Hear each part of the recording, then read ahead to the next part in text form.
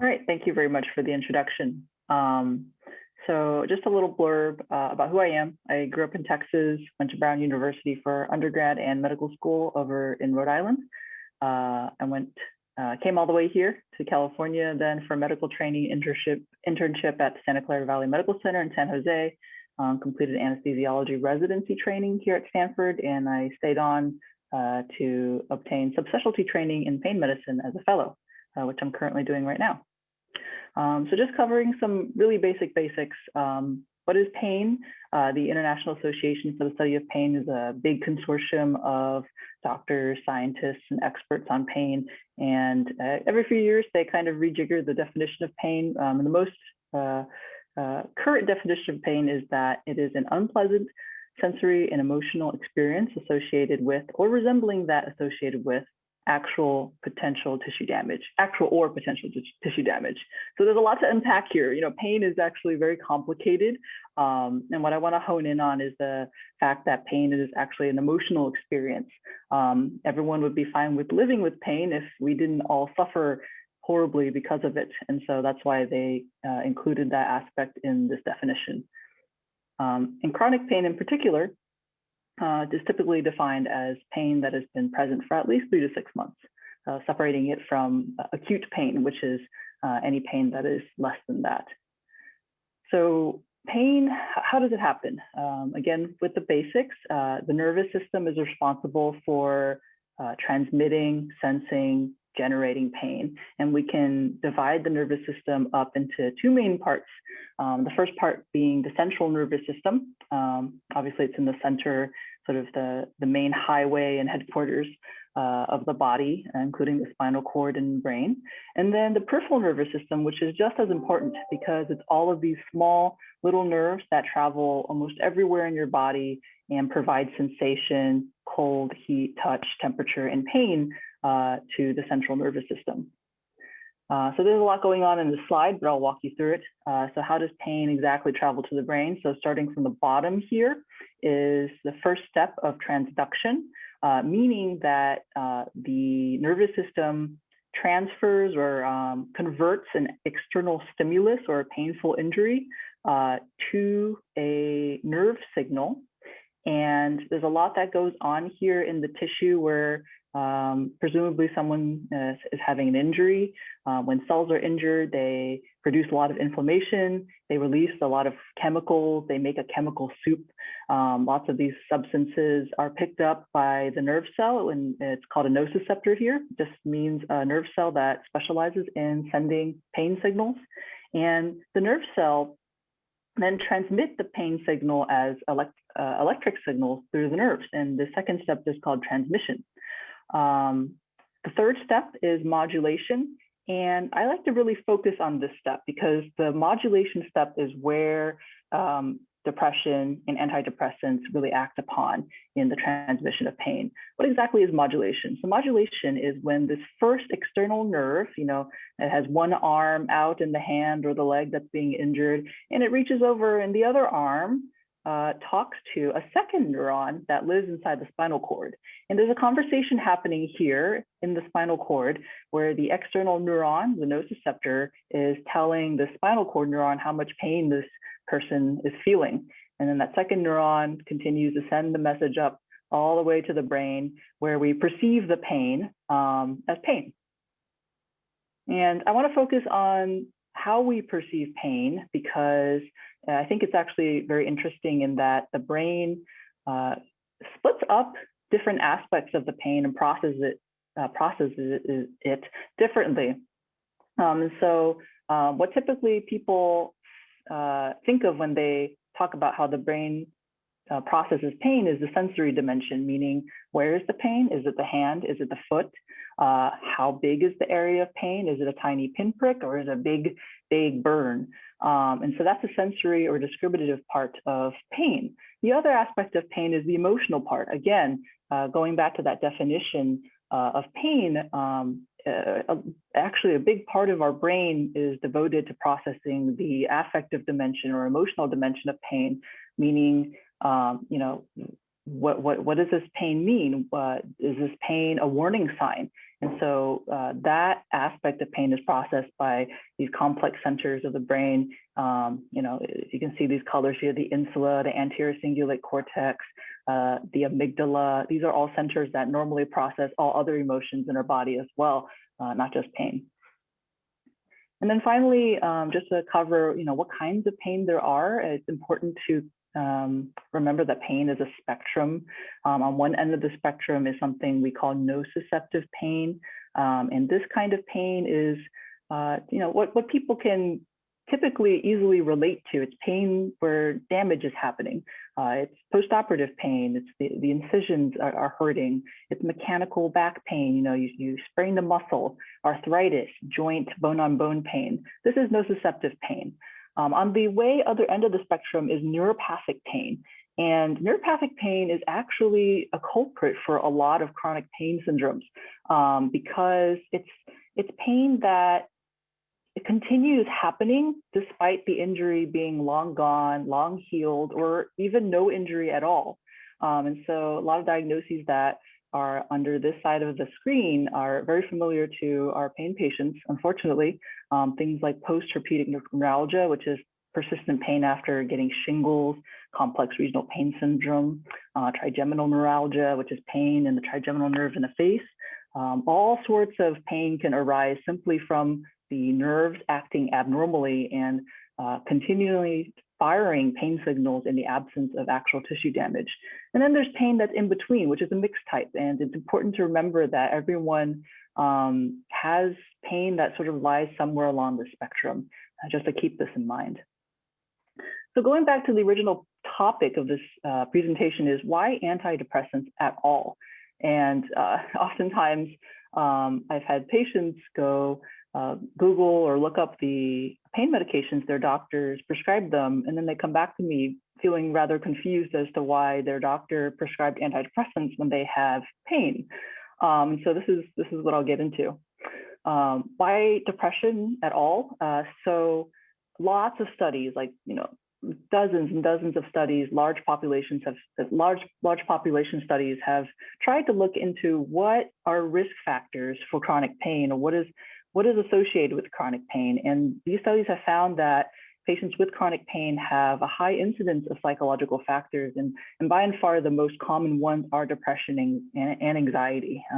They both commonly co-occur in the same patient, and they are the most commonly found psychological factors in patients with chronic pain. Focusing on major depression, it's very common, unfortunately. In the general population, about 10% of men have it, and upwards of 20% of women have it. And then in patients who have chronic pain, this incidence is actually doubled. So it leads to the question of which came first, the pain or the depression? And it's fairly obvious to see why if someone has pain for years and years and years, it can cause depression because pain is awful and it causes chronic suffering. But it's actually also true on the other hand, in which patients who have baseline depression or a depressive personality are actually at increased risk of developing chronic pain in the future. And the reason why I bring this up is that there's a very interesting study that was done in 2005 by the Veterans Administration. They randomly selected 148 adults in their primary care clinics who did not have any chronic pain issues. They said, hey, lucky you get a lumbar spine MRI scan, and they tracked their health for 3 years. So just remember, these 148 adults did not start off with any kind of chronic pain. After 3 years, about 44% of the patients developed chronic back pain or sciatica. And actually, to backtrack a little bit before we get to the conclusion here, the study was done by radiologists, not actually pain physicians, because the radiologists were really looking into whether or not there was something on the MRI that predicted the development of chronic pain later. And they actually found, looking into the patient's characteristics, that having depression before any pain predicted chronic pain better than any MRI imaging abnormality, which was a surprise finding to them. you know, the next set of slides I'll talk about are the studies that look into whether or not or how much antidepressants affect pain. And the number needed to treat is an important statistic to keep in mind. It's a statistic that lets us compare whether medications are stronger or better compared to each other. And so the number needed to treat basically is the average number of patients you have to treat in order for one patient who received the treatment to benefit from that treatment. So for example, the perfect drug would have an NNT of 1, meaning that you need to treat one person to guarantee the benefits from that treatment. And conversely, you know, if an NNT is 100, that's not a really good drug because you treat 100 patients with the drug and only one person benefits from it. So the evidence for antidepressants is pretty strong. The Cochrane review is basically a consortium of scientists and statisticians who look at all the randomized controlled trials for various medications and indications. And in 2008, they evaluated the effectiveness of certain antidepressants for chronic pain. They found that 17 studies showed that a class of antidepressants called Tricyclics were effective for neuropathic pain. They calculated the number needed to treat, or NNT, is about 3 to 4 patients. And they found 3 studies for a newer drug, which is why there were fewer studies for it, called venlafaxine. And they found a similar number needed to treat as well to achieve at least moderate pain relief. So we have the evidence, but why exactly do antidepressants work at all for chronic pain? And this is an important question to think about because not everyone who has chronic pain has depression necessarily. So why even prescribe antidepressants at all if you're a chronic pain patient who does not have depression or anxiety? And it turns out that it doesn't necessarily just treat the depression. It actually has its own pathway that treats pain. So antidepressants work molecularly by decreasing the reuptake of neurotransmitters, specifically 2 of them called norepinephrine and serotonin. By decreasing the reuptake, or sort of backtrack a little bit, when neurons fire and they release these neurotransmitters to speak with other neurons, they have to sort of mop up the transmitters in between messages, otherwise it would just be all noise. But these antidepressants actually slow down the mopping up or slow down the reuptake of these neurotransmitters, which then sort of increase their useful life. They hang around the neurotransmitter more, and not forever, but long enough to have an effect that lasts longer. And in short, because of this, they strengthen the body's anti-pain pathways, which I'll show you why in the next slides. So going back to this slide again, remember we have the outside nerve just hanging out, with one arm in the tissue and one arm reaching into the spinal cord and speaking with this spinal cord neuron, which relays signal to the brain. The brain actually sends down nerves from the top down into the spinal cord, and these nerves actually affect how these 2 neurons talk to each other.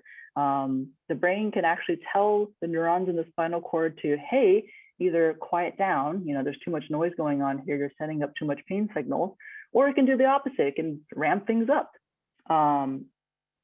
And this descending modulation, this top-down effect from the brain, is actually where the antidepressants act. And here's another slide showing that the descending pathway, again, neurons from the brain come down and reach down and sort of enter this conversation.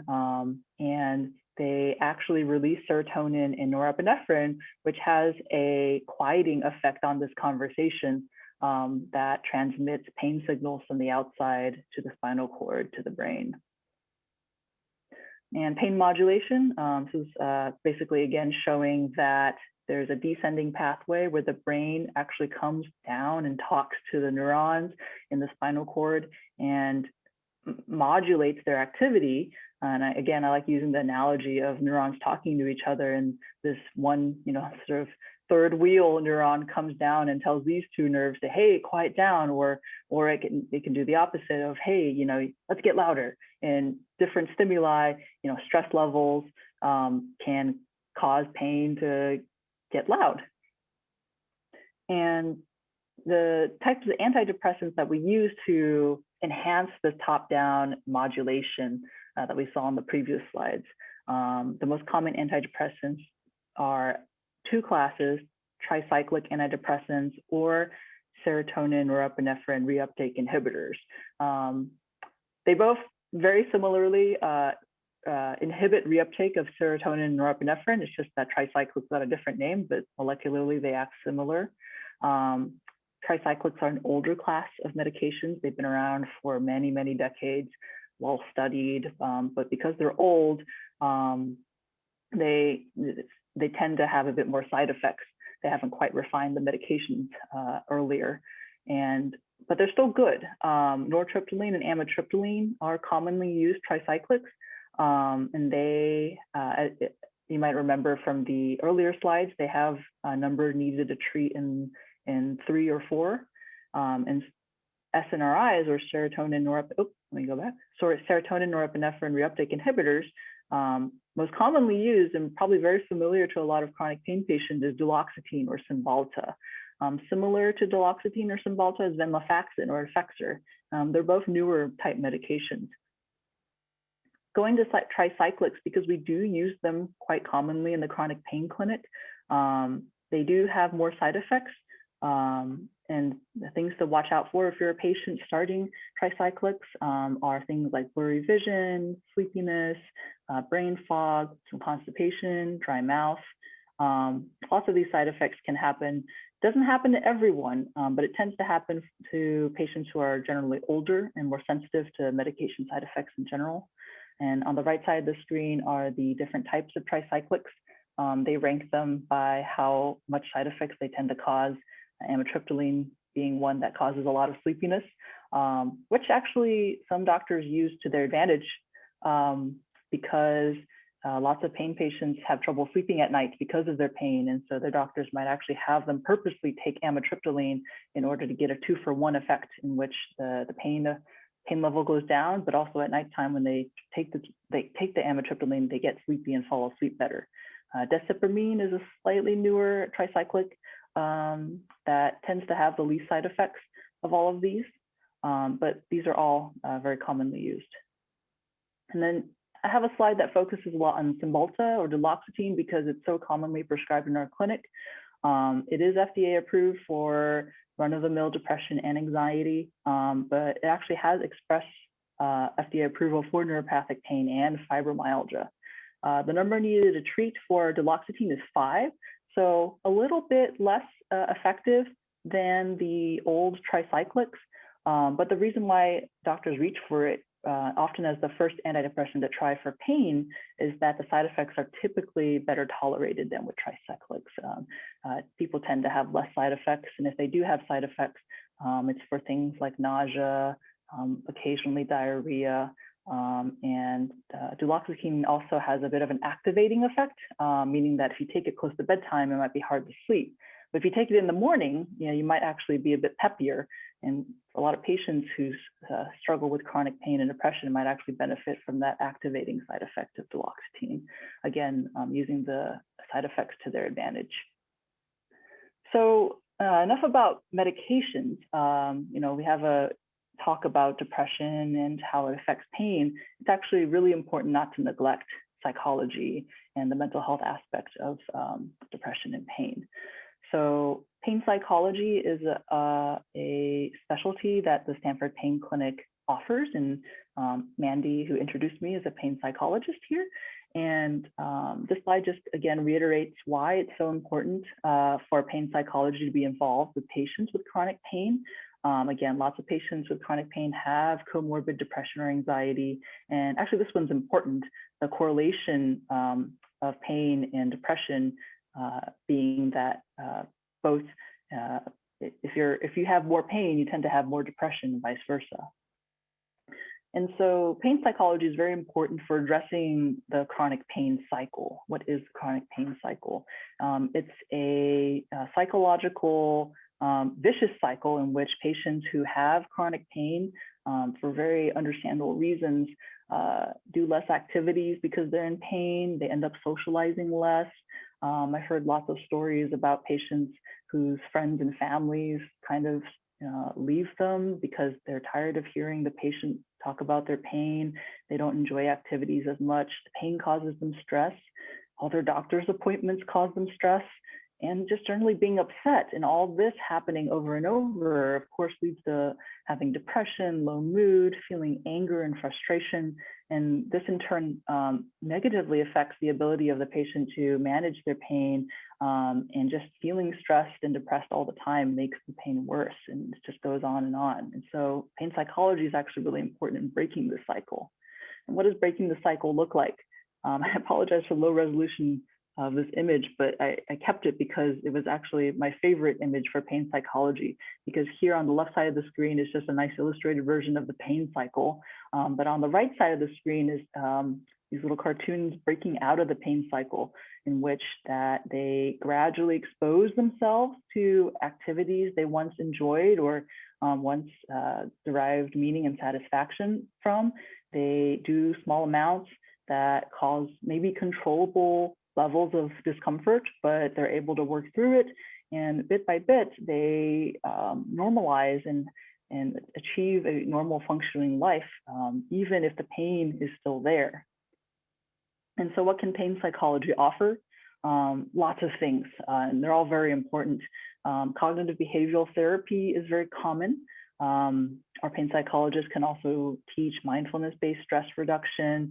Biofeedback is good for some patients. What is biofeedback? In short, it's basically using your own body's vital signs like heart rate or breathing, and using that information to self-regulate, stress levels, and slowing breathing down in an effort to reduce stress and pain. There are a few pain psychologists in our clinic who can teach self-hypnosis, and this has been surprisingly effective for some of my patients.